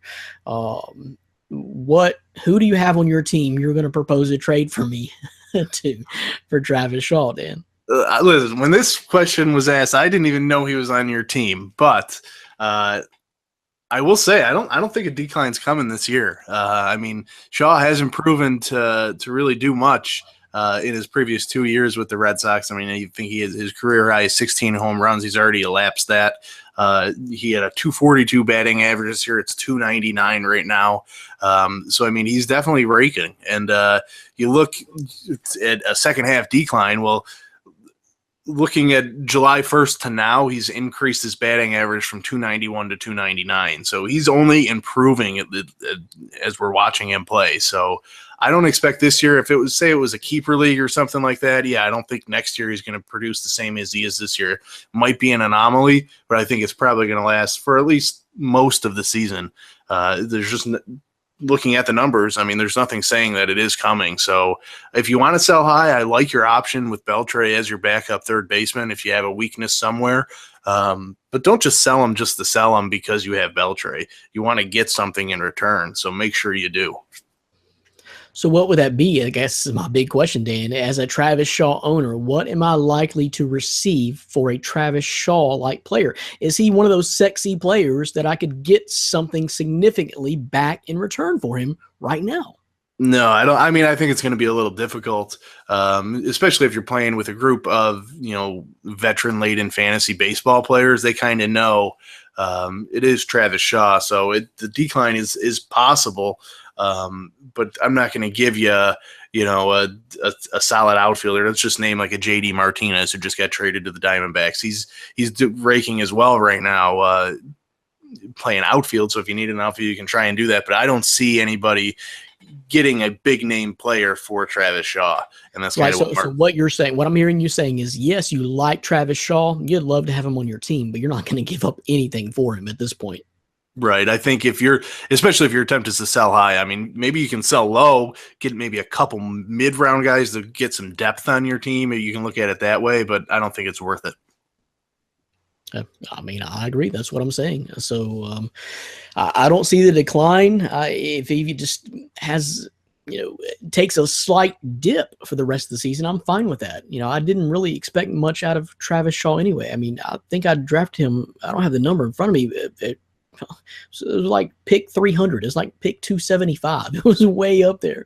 It was like 20 is something round. So he's done me great. So I'm not really even going to consider moving off him. That's not really a top priority. But Beltre, you got some options there. That it depends on your situation. Me being in second/third place, I'm not going to move off Travis Shaw. But Orlando, have you been keeping up with this? Do you play fantasy baseball at all? Have you even attempted it, Orlando? No, but I have actually been really thinking about getting into daily fantasy baseball to go ahead and kind of introduce me to it. And I was gonna ask Dan about that. Will be some great tips about like daily fantasy baseball. But as far as playing season long, I haven't done it, but it might be something I might do with y'all's league next season. But I have been wanting to get into that daily as I try to keep up with baseball more. Yeah, and I agree with you as far as daily. There's money to be made there. So, Dan, you're a lot more the expert there. I've single-handedly witnessed you win some big dollar bills at one time. So, daily fantasy will answer Orlando's question. What's the tips? How do you get into it? What's the best keys to success? Yeah, I mean, I've played more daily fantasy this season than even in years past, and I would play at least once a week in years past. Now, I mean, I have 2 games going tonight on FanDuel, so I've definitely gotten into it more. it's kind of tricky what you got to do. I mean, I think ultimately you got to spend high on those big money pitchers because they're almost guaranteed to get you those high points every night. And the same in your league too. I mean, right? The pitchers are the ones putting up the big numbers, or potentially the big losses too. As recently had someone like with I don't know, it was a major negative performance, but they could bite you. But like you said, yeah, the money ones are the ones that are going to put up those big numbers to get maybe a quarter of your points in one night. Exactly. So I mean, you're looking for guys who, I mean, position player wise, you want guys that are going to be able to hit home runs. That's the most points. I think it's like 13 to 16 points on FanDuel for just one home run. So you do that can definitely skyrocket you just over a guy who just doesn't hit home runs in another person's lineup. So I tend to go with some power hitters or people who steal bases. And a high-priced pitcher. That's my key every time. And, right now, not to jinx anything, although I probably will, in one of my tournaments, I'm scheduled to win $5,000. So Wow. let's hope it happens, but it is still early. It's only 8:30. Why are you taking us, me and Brandon, out to dinner? Yeah, we're going to go to the Fantasy Football Conference hosted by Tony Romo so we can get Orlando some tips. I'm just along for the ride. I don't care. Yeah. 5,000. Is that the max? Is that the most you can win? No, I'm in 5th place, and it's the first place is 15,000. I'm gonna have to ask Dan for some fantasy lineups sometime in the future. Man, we're gonna ask Dan for some plane tickets. Where let's hold your horses, gentlemen. I've been there before. I've been there before and got cocky and screenshotted my potential winnings and send them to friends. And no, so, I mean, I won't be doing that, but I'll be keeping an eye on it. That's for sure. It might be a fun, exciting, pressure-filled night for me. Yeah, but it's daily, right? It's the daily grind. So that's what you could be looking forward to, Orlando. Yeah, no, I already found the guy that I need, Dan. I'm going to be emailing Dan all the damn time now. I'll tell you what, even last year, Dan played Jose Altuve in every single contest, every single night, every single week. Yeah, you got Jose my Altuve, man. Yeah. He did it. He did. He hosed it. Yep, yeah, he did. So let's take a quick look at the score right now. It's 178-152. Dan's still winning. But I'm telling you, I'm going to turn it around. I'm going to turn it around tonight. You're going to be losing, I promise you.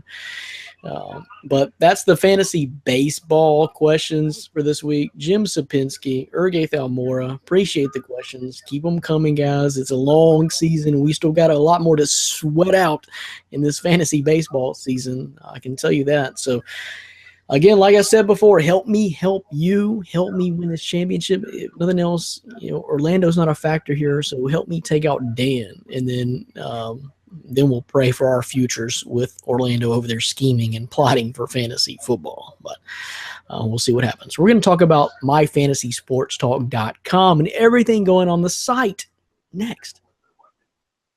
You are listening to My Fantasy Podcast from myfantasysportstalk.com. A lot going on the website right now. Dan, I want to back up and talk about this Food Network stuff, this Food Network Star now. So if you watch the website, and keep up with our articles on the website. Food Network Star is a huge part of myfantasysportstalk.com right now. So at what point in this contest are we? Because I'll be honest with you, I'm impressed by all the work. I have not been keeping up with it, though. So what stage of this show are we? How close are we? Because you've been doing rankings, every week now for the last several weeks and ranking all these people, which you got with Amy Pottinger into a little bit of a tussy tonight on Twitter with us. We love that, too. Love you, Amy. But so as far as the rankings, how much left is in this show? I mean, what rank it right now, and how much do we have to look forward to? Yeah, so it started with 12 contestants, and we're down to the final 5. So probably 4 episodes left, I would imagine, until the list is revealed or the winner is revealed. So still a few more weeks of it, and I mean, I love it. I'm hooked Sunday night. That's where I'm at, but it's ending at the perfect time because then football starts. So this is my bridge to football right now, and Anytime that people on the TV shows like Amy Pottinger, we had David Rose, who's actually eliminated this week. He reached out to us last week with the articles we're writing. It's exciting, and to see that much traffic and flow to come visit My Fantasy Sports Talk for Food Network news. We're not just sports, as our catchphrase has said. So we're here for entertainment, and Food Network. It's popular. I'm sure we have a lovely bunch of. Maybe I'm getting my words a little mixed up. I was going to talk about homemakers, people who like to cook. Not me. But I'm sure they're visiting our site, and I love it. They are fierce in their comments. So if you look at any of the articles I write, scroll down to the comments, and you'll get some hate coming from them. They don't like if you rank somebody where it's not supposed to be ranked. They let you know, and they bring the ruler out, and they're ready to go. Spanking. It's time for a spanking. But one of your favorites has obviously been ranked very high through all the rankings, and, of course, one of the favorites of the show, Jason Smith, huh? Yeah, he's easily. I mean, I'd be shocked if he doesn't win. When you look at the fan vote, he's at like 43% of the fan vote. The next closest person is 6%. So the fans love him. If anybody watches the show and is watching us right now, I mean, you know exactly what I'm talking about. He has the personality. He has the cooking chops to be able to hang, and he just looks the most professional and the most entertaining up there the entire time. So I don't even think it's a competition. I think it's hands down he's going to win, and he's a friend of the site, so that's even better for both of us. Orlando, are you keeping up with this show at all? How much Food Network do you watch, period? I actually, since Dan's been putting out the articles, I have been trying to keep up with this. I've been keeping up with a lot of the recaps, and I do have some episodes I haven't been able to watch on my DVR, but I have retweeted a lot of the articles here with Jason, and I think it's great. It's great for the site, just for him and all the traction that it's bringing. And yeah, cooking shows have always been pretty big. People love that stuff, Chopped, and the Food Network Star, all that stuff. So this is huge. So Dan, you have currently ranked number 2 a guy named Rusty Hamlin. Talk to us about Rusty Hamlin real quick, and why is he number 2? Just below this guy Jason Smith, who you think is just great. Yeah, so I mean, Rusty's personality has kind of come out the last few weeks. When I first started my rankings, he was one of my ones at the top, being ranked towards the bottom, if that makes sense. Top of the article, bottom of the list. He was there. But lately his personality has kind of shined through, and he's getting better on his on-camera presentations, and he's a pretty solid cook. Corey, who's ranked 3rd, is a better cook, but has struggled a little bit with the presentation. So in order to be a Food Network star, Brandon, I don't know if you know this, but you got to be able to be good on camera, and have the cooking chops, and you have to be able to describe your dishes more than just saying delicious. You have to say the aroma makes my taste buds blossom. Something like that. So it's a show. It is a show, no doubt. You have to juggle all of those things. And for something even like cooking, it's even harder than, like, say, juggling sports highlights, because you're actually cooking a dish. There's a lot of things that goes into a dish. But so, and you mentioned Corey Barr. Yeah. Yep, Corey Barr. Matthew. Okay, but Matthew Grunwald, you had a number 4. So I see why Amy Pottinger kind of had a beef with you today, man. Come on, now you're ranking all the guys ahead of Amy Pottinger, the last female contestant of the final 5. You're ranking her last? Yeah, sorry. I mean, Amy, sorry, but on the last episode, she had a complete meltdown where she just stopped in the middle of a presentation and just said, "I'm sorry," like 6 to 7 times. And you can't do that. I mean, it looked like the 3rd grader, to be honest with you. So it was rough. So yeah, I mean, she deserves that spot. No offense there, but your Twitter's about to blow up, man. Or shouldn't have said anything. Yeah, but I mean, she's definitely improved every week until that meltdown. But I just don't see her being a Food Network star. And Matthew's kind of taking a hit too. I had him ranked 2 a few weeks ago, and I got killed on Twitter for that. The ladies were out in full force with that one. He's kind of fallen off. He's a little bit more smug one of those arrogant fellas. You might know somebody like that. Mine's just for play, though. Mine's show. His is serious. The smugness. That's why you're not Sapinski material, Dan. You're not Sapinski material. But so for the folks at home, maybe the more naive folks like me, for the Food Network, tell everybody what exactly is at stake here? What does the Food Network star represent? So it gets a contract for like being a Food Network personality. You have the chance to have your own show. You're featured in Food and Network magazine, and you're a guest at the Food Network Food and Wine Festival in New York City. You're the keynote guest there. So just get your name out, and you're basically, some previous Food Network stars, Guy Fieri, he was on the show, and that's how he got his start. So you can definitely be on the show and kind of blossom your way into stardom. All right, so Orlando's hooked. Dan is definitely hooked. I guess I'm going to have to get hooked too while this Final Five winds down on Food Network Star and blowing up on our website for sure. So I can only imagine whatever other national huge press it's getting with the show. So we got that. Kara McCall released the top 10 songs of 2017 today. I mean, that's just a one-stop shop right there. Did you check that out, Dan? I didn't check out her full list. I was able to see like who she had as honorable mentions, and there was one that I actually knew on there. I'm an AM sports talk radio guy. You don't catch me listening to FM too much in my car, but some of them, I'm sure I know them. But you're going to catch me listening to sports talk radio. Yeah, I actually like her list, Dan. Orlando, did you check out the list? I checked out, I've been on the list. I'm not a big radio guy, but Passion Fruit, I do. I remember when that track dropped. I love that track, and now it's all over the radio. I'm not a big radio guy either. I'm more of a Spotify type of guy and a podcast. But, it was a pretty big list. And it was exciting to see something like that. It's the first time I see something like that on the site, so it was pretty exciting to see. No doubt. She got Lady Gaga on there. I think Kira McCall is someone on our website that writes somewhat consistently about Paramore, and I think it's Kira McCall. Oh man, they taking back to 2003. Paramore's still around? Yeah, they made the list. Kendrick Lamar made the list. Love that Kendrick Lamar song, "Humble." That came in at number 3. Got some Beyonce, Jay-Z, DJ Khaled on there. Justin Bieber, of course, made the list. And a lot of good artists here. A big list there, so check that out on the website right now as well. And then something I wanted to ask you about before we get out of here, Orlando. What do you have planned next as far as fantasy football? Anything else you have planned as far as writing about, as far as fantasy football prep for the folks at home?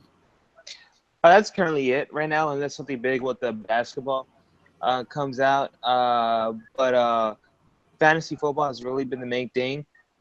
And there's a big UFC fight going on next week with John Jones and Daniel Cormier. Hopefully it finally happens. That's also something I've been keeping my eyes on, because I know it's been a while since I've had a UFC, anything related to UFC come out lately. So that's mainly what I've been focusing on. What about the wrestling podcast, Orlando? Are you going to get on with the guys on the wrestling podcast? I know that's been big too. Matthew Aguiar. I haven't got it. Scenarios behind Kurt Angle, and I know you probably watched that Monday night. What happened with that? And I know you expressed your opinions about that too. So you think you might jump on that podcast with them? I haven't got an invite from him, but I haven't really asked him. I asked him one time if they ever had any yes. I would be willing to go, but I haven't messaged him privately or anything if I could come on. And I'm not too sure when they recorded, but I just like you, I've been submitting questions.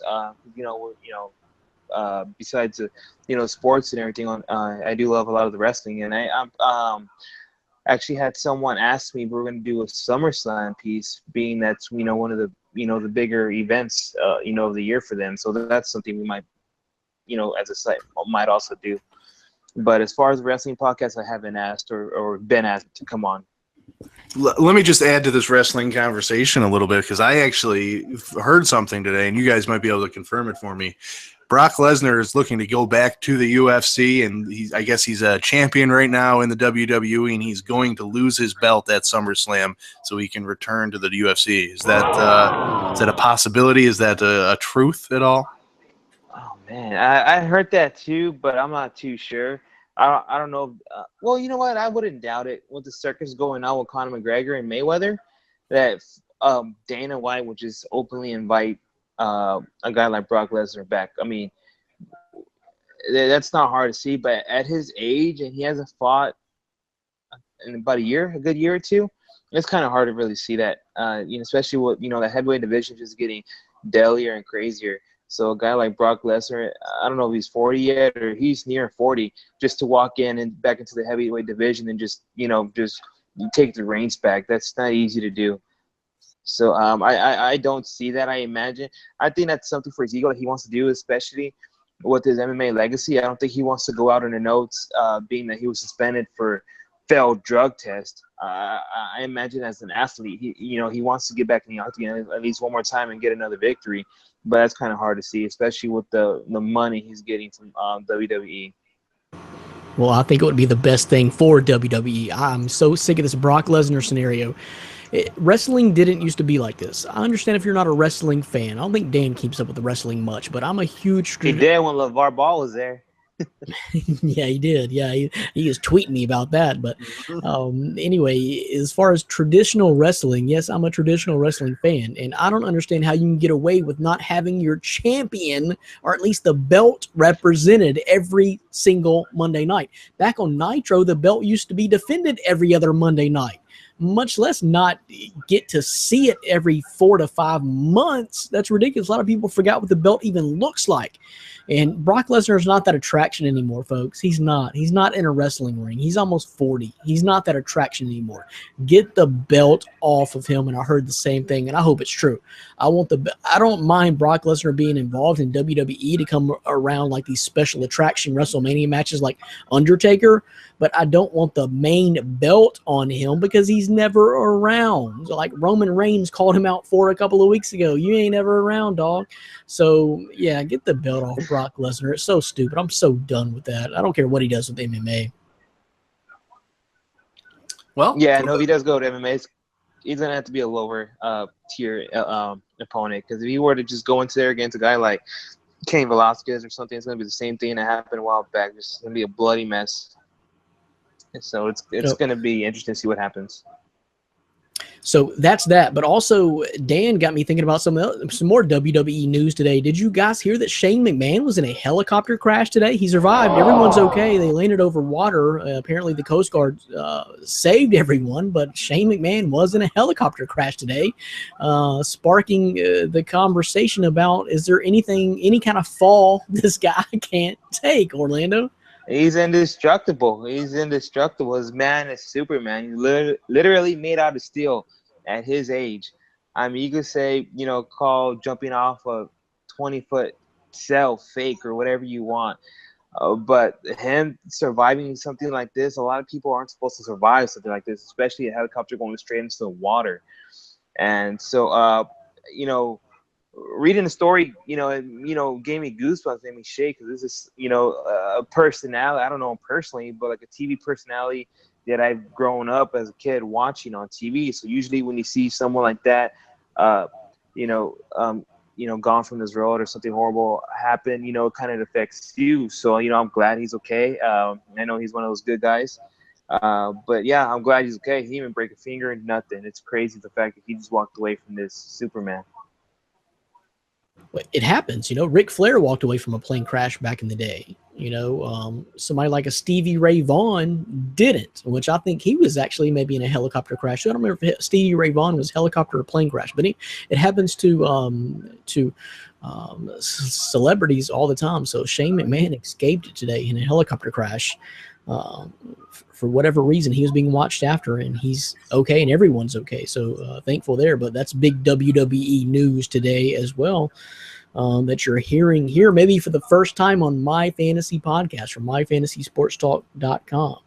appreciate that. But Dan, you know what I was thinking? Before we get out of here, before we wrap it up, I was thinking that probably next week or the next 2 weeks or so, we need to have Ryan Thomas Take on the show with our own Orlando Torres, and they need to talk about this McGregor and Mayweather fight and discuss it and debate it back and forth, because you cannot escape it. I honestly, me personally, I don't care. I seriously don't care.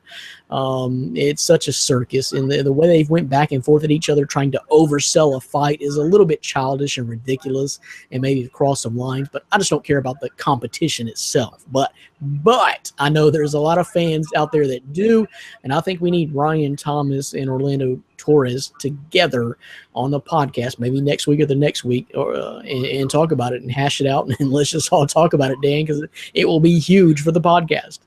Well, Yeah, I mean, I if mean, that's the plan. Sorry to cut you out. I was going to say, if that's the plan, have them online a day early so we make sure we have them on the show. Yeah, I mean, I was gonna say I try and escape Ryan Thomas as much as I can. Kind of like you're escaping the Mayweather fight, but yeah, I mean, I'm down for it. If you guys wanna do it, I'll invite him on. We'll get his segment rolling 24 hours in advance, and hopefully we'll be good. Nobody else has any issues, so it's just him. I was going to say, you and Ryan both live in Buffalo, right? Maybe you can have Ryan come over to your house. That way he's No. pretty strict. Not allowed. I won't be home. We'll do a mobile right, podcast. Cross that out. I do. That would be such a great podcast, though, Dan. Live from Dan's couch with Dan Schalk and Ryan Thomas, Mayweather McGregor. No comment. You got to purchase it. Dan, are you purchasing the fight for $110? No, I probably won't even watch it all. Yeah, I'm kind of with Dan, and we talked about certain apps on your phone that you can get and download and maybe sneak your way around it.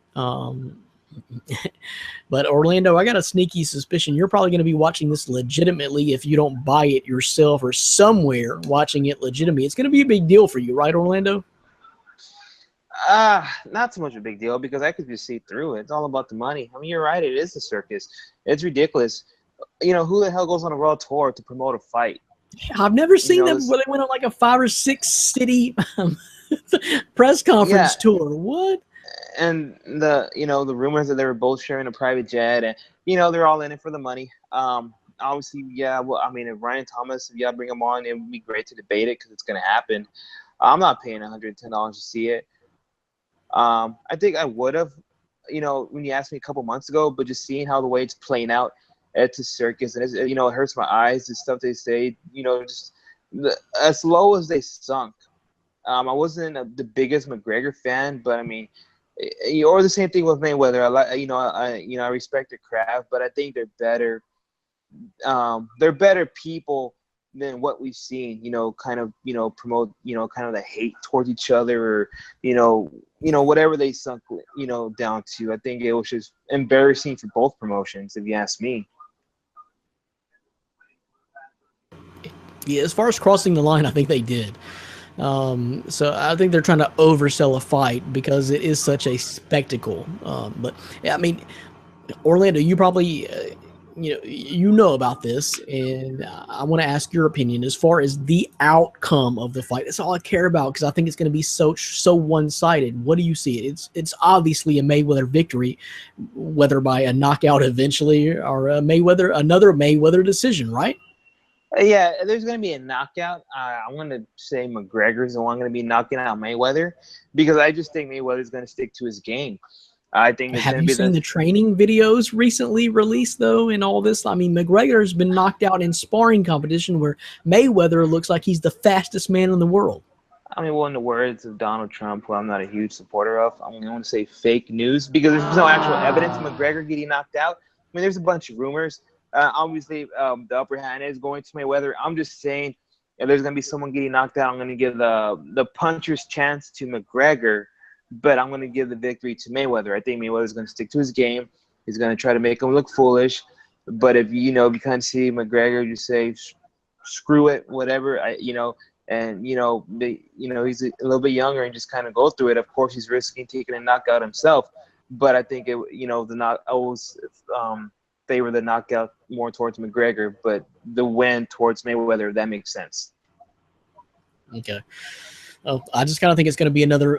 Me personally, if I had to bet a large sum of money, then it's going to be another Mayweather decision. I think Mayweather probably has a better chance of knocking out McGregor because you got to think about while Mayweather doesn't knock folks out, he also doesn't really get knocked out either. He doesn't get knocked down. He's the best defensive fighter, although I can't stand him, and I think he is actually taking advantage of the weakest period in boxing history.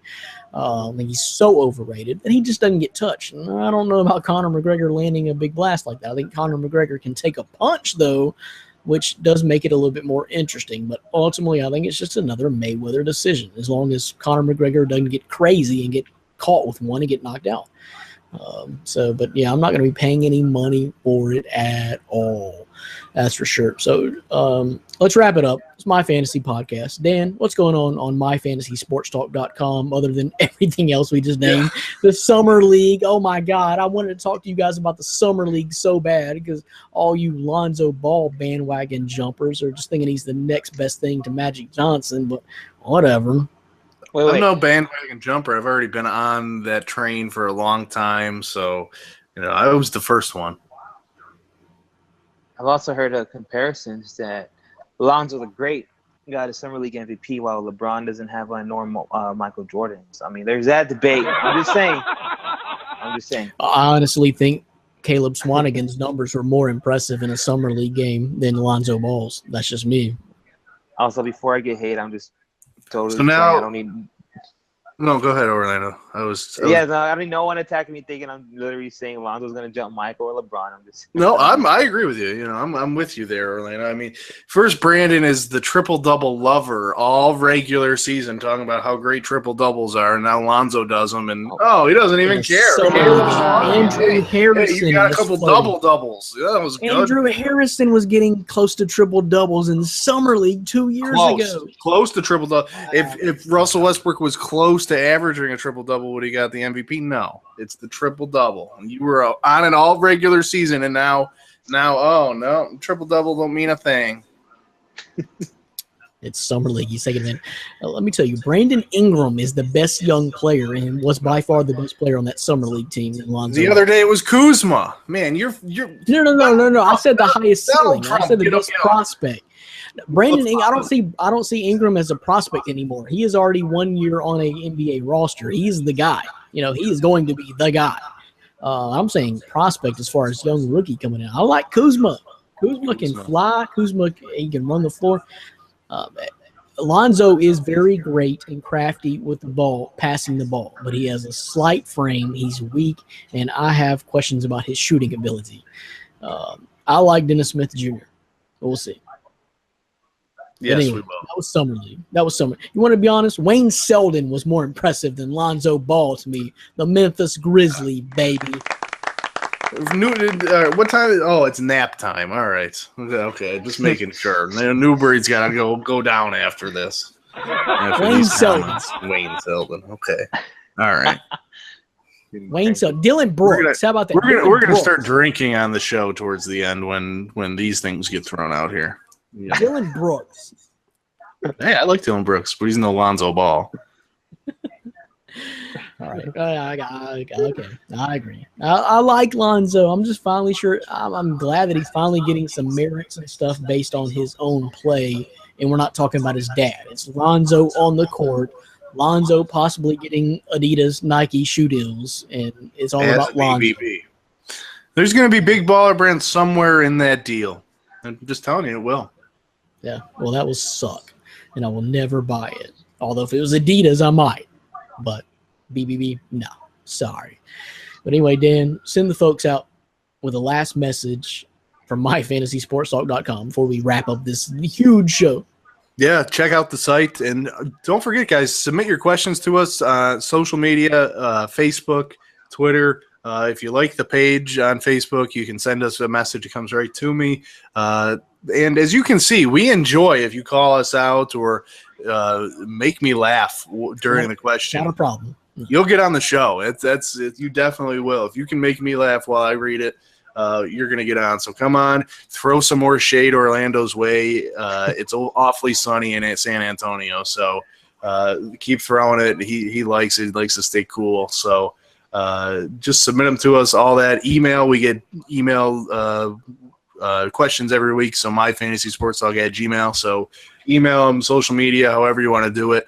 And we'll put you on and like we talked about earlier, mock drafts in the future. So a lot of fan interaction. We hope to start to get an uptick of with the show. I kind of feel like I'm due for mine because Dan has got it hard. Orlando has got it hard. I mean, I guess I'm just too right on most of my stuff to not get picked on like that, I guess. We'll see what happens. But, yours is coming. Yours is coming. I welcome Make it. it happen. I welcome it. Happen, fantasy podcast listeners. Dan hates on me every week. I welcome it. I love it. I love it. I love it. So bring it. All you, whatever, email, Twitter, Facebook, I really don't care. Bring it. I love it. But that's it. Next week, we'll continue the fantasy baseball talk, update you on our league, and find out just how bad Dan was beat this week in our fantasy league. As he drops one, I climb one. Promise you. We're also going to continue that fantasy football draft prep, review all the articles on myfantasysportstalk.com, and answer your mailbag questions about fantasy football. Promise you that. And we'll try to get Orlando and Ryan Thomas, if he can figure out his cell phone for 1 week, to get us on the podcast all together and talk about this Floyd Mayweather-Conor McGregor fight. I'm sure we'll have some alternate opinions about it, and we'll just compare. We'll just talk about it. It's big news right now, so we'll try to do that next week as well. But thanks for checking us out live on YouTube. Check out the replays on YouTube and iTunes and SoundCloud and Twitter and Facebook and all those methods. Appreciate it, guys. And check out WBLZsports.com. We talked about it early in the show. The huge, growing, so many great podcasts on there. The guests on the podcast are growing. It's 24/7, WBLZsports.com. So check it out. But also check out myfantasysportstalk.com. So much going on there. Entertainment, sports, Food Network star coverage galore, Twitter battles with the Food Network stars. So check that out, and we appreciate it. But the main thing about myfantasysportstalk.com is, why would you go over here? Why would you go over there? Why would you go anywhere else for sports and entertainment but myfantasysportstalk.com? That's the question. But big thanks to Ryan Flaherty for Rotosurance for joining us, coming on and telling us about this great new product from Rotosurance.com. You need to all invest in fantasy football insurance. We can all use it. So appreciate that. And of course, big ups to Orlando Torres from San Ann for coming on and dropping knowledge on us this week as well. So for Dan Shaw, I am Brandon Reed. Until next week, later. Peace.